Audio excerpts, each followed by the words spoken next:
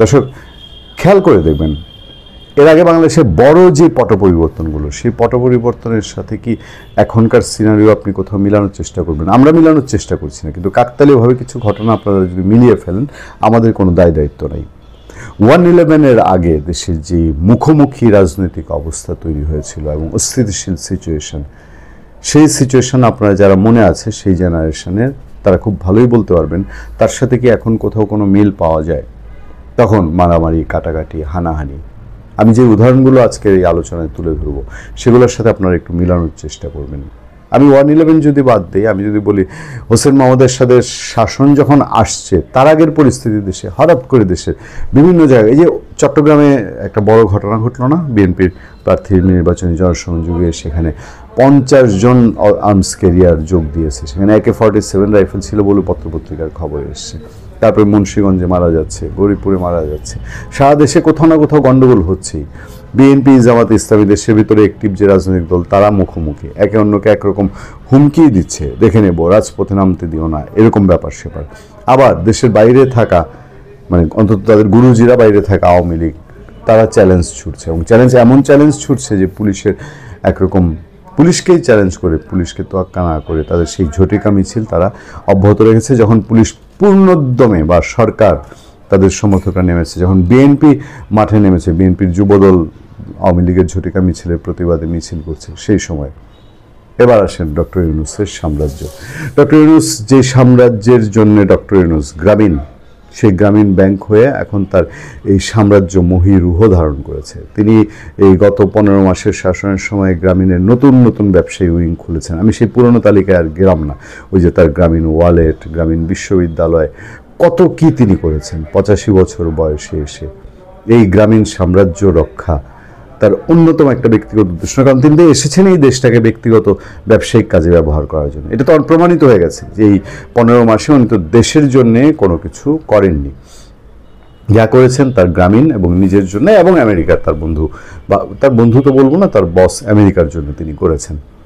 তো সেই লোক তার এই গ্রামীণ সাম্রাজ্যের ভবিষ্যৎ, এই গ্রামীণ সাম্রাজ্যের উপরে যে যে অলরেডি আচর শুরু হয়েছে, আমি বলবো আচর শুরু হয়েছে, এই আচরের পর তিনি কি নড়ে চড়ে বসছেন? কি তিনি কি এখন বুঝাতে চাইছেন বাংলাদেশের মানুষকে যে আমাকে আমার সাম্রাজ্য টিকাইতে হবে, তারপরে নির্বাচন, তারপরে দেশের মানুষের শান্তি?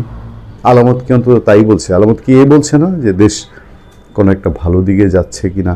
দেশের সামনে অমানিসার অন্ধকার, এবং ডক্টর ইউনূসের মতন একজন নেতৃত্ব সেখানে চূড়ান্ত ব্যর্থ হয়েছেন। চূড়ান্ত ব্যর্থতার একটা রূপ নিয়ে তিনি আরও বেশ কিছুদিন থাকতে চান, তার সরকারের একটা বড় অংশ থাকবে। তার সরকার তো দ্বিধাবিভক্ত, এটা প্রমাণ হয়ে গেছে। আমি যেদিন কথা বলছি সেই দিনও এই সরকার কি করবে না করবে এ নিয়ে জাতির সামনে কোনো রূপরেখা নাই। তার নির্বাচন বলছে, কিন্তু এই নির্বাচন কি নির্বাচন হতে যাচ্ছে দেশের মানুষ বুঝে। গ্রামগঞ্জের জোয়ান, বৃদ্ধ, নাবালক, সাবালক সবাই বোঝে যে এই নির্বাচন কী হবে। মুচকি হাসে, আহারে নির্বাচন। যাদেরকে তিনি মাঠে নামাতে চাচ্ছেন, জামাতে ইসলামী ছাড়া বিএনপির নেতৃবৃন্দই দ্বিধাদ্বন্দ্বে। আপনি গিয়ে ব্যক্তিগত পর্যায়ে কথা বলেন, সব কনফিউজড, নির্বাচন হবে কি হবে না। এই যখন সিচুয়েশন, তখন খেয়াল করুন তো ঘটনাগুলো কি কি ঘটছে। আলামত একটু কেমন কেমন লাগছে না? এই সরকার বা পুলিশের রণসজ্জার কথা বলেছি গতকাল কয়েকটা কন্টেন্টে। তারপর স্বরাষ্ট্র মন্ত্রণালয় নিষিদ্ধ ঘোষিত আওয়ামী লীগ ঠেকাতে 13 তারিখ তাদের লকডাউন ঠেকাতে একেবারে স্পেশাল মিটিং করেছে। তারপর সেনাবাহিনী অর্ধেক মাঠ থেকে তুলে নেওয়ার কথা উঠেছিল, সেই অর্ধেকও তুলে নেওয়া হবে না, সেটা খবর গুজব, এরকম খবরাখবর বলছে। এই নিয়ে পরে আমরা আলোচনা করব।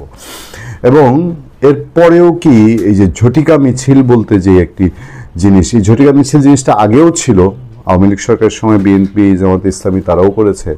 তবে এই সরকারের সময় সেই ঝটিকা মিছিল এক নতুন আতঙ্ক বলবো না কি, শব্দটাকে কি বলবো, একটা নতুন বিষয় তৈরি হয়েছে।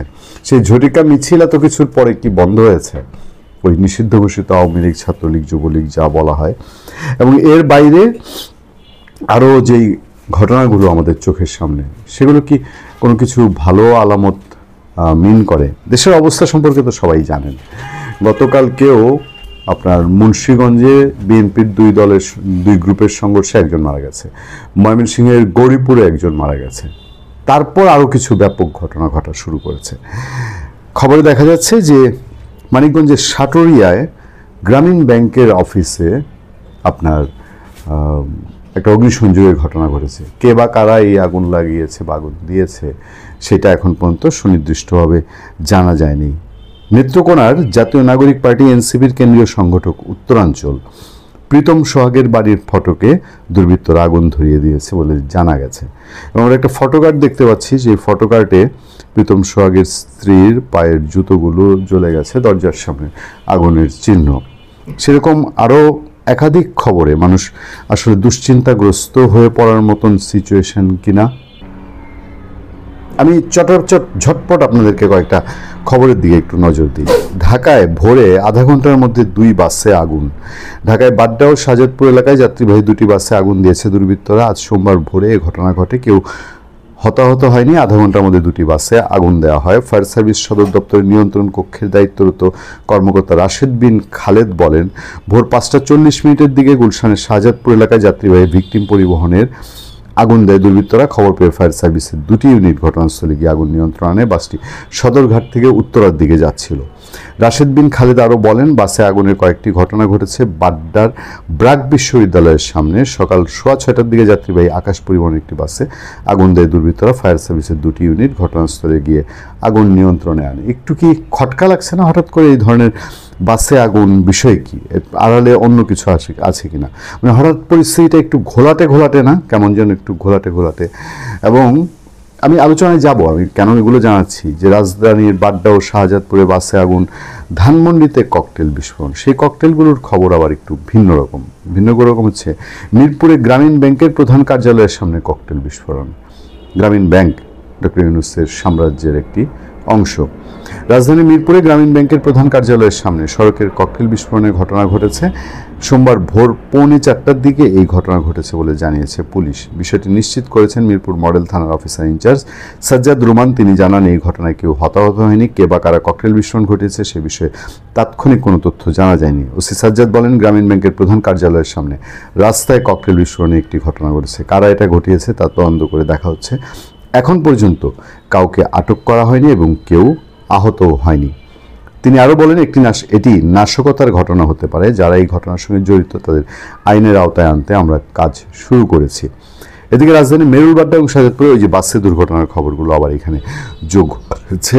সাথে আরও একটি খবর আছে, উপদেষ্টা ফরিদা আক্তারের ব্যবসা প্রতিষ্ঠানের সামনে ককটেল বিস্ফোরণ। রাজধানীর মোহাম্মদপুরের স্যার সৈয়দ রোডে মৎস্য ও প্রাণী সম্পদ উপদেষ্টা ফরিদা আক্তারের ব্যবসা প্রতিষ্ঠানের প্রবর্তনার সামনে ককটেল বিস্ফোরণের ঘটনা ঘটেছে। ফরিদা আক্তারের প্রবর্তনা জানেন, আর ফরিদা আক্তারের হাজব্যান্ড রাষ্ট্রচিন্তক বলে, যাকে 5 আগস্ট শেখ হাসিনার রিজিউম চেঞ্জের সময়ের একজন মাস্টার মাইন্ডের মধ্যে একজন বলা হয়, সেই ফরহাদ মজহারের স্ত্রী ফরিদা আক্তার। তবে এতে কেউ হতাহত হয়নি। এর আগেও একবার তাদের এখানে ককটেল বিস্ফোরণের ঘটনা ঘটেছিল। সোমবার সকাল 7:30টার দিকে ঘটনা ঘটে। পুলিশ সূত্রে জানা গেছে, সকালে একটি মোটরসাইকেলে 2 ব্যক্তি এসে প্রবর্তনার সামনের রাস্তার উপর 2টি ককটেল নিক্ষেপ করে। 2টি ককটেলই বিকট শব্দে বিস্ফোরিত হয়। হঠাৎ বিস্ফোরণের শব্দে কেয়ারটেকার ও আশপাশের বাসিন্দারা আতঙ্কিত হয়ে পড়েন। খবর পেয়ে পুলিশ ঘটনাস্থলে যায় এবং আশপাশের এলাকায় টহল জোরদার করে। বিষয়টি নিশ্চিত করে মোহাম্মদপুর থানা ভারপ্রাপ্ত কর্মকর্তা কাজী রফিক আহমেদ বলেন, দুষ্কৃতকারীরা ব্যবসায়ী ওই প্রতিষ্ঠানটি লক্ষ্য করে ককটেল বিস্ফোরণ ঘটিয়েছে। ঘটনাস্থলে পুলিশে একাধিক টিম কাজ করছে। কারা এই ঘটনার সঙ্গে জড়িত তা চিহ্নিত করে আইনের আওতায় আনা হবে। তবে ঘটনার কারণ বা উদ্দেশ্য সম্পর্কে এখনো কিছু জানতে পারেনি পুলিশ। গ্রামীণ ব্যাংকের অফিসের খবরটা আমি আপনাদেরকে দিয়েছি। গ্রামীণ ব্যাংকের সামনে কি ঘটেছে। সেনা প্রত্যাহারের জন্য স্বরাষ্ট্র উপদেষ্টা একটা দ্বিমুখী কথা বলেছেন। এর আগে সেনা প্রত্যাহার নিয়ে যে অর্ধেক সেনাবাহিনীর সদস্য প্রত্যাহার করা হবে, তাদের রেস্ট প্রয়োজন, সেনা সদর দপ্তরের চিঠির কথা জানানো হয়েছে।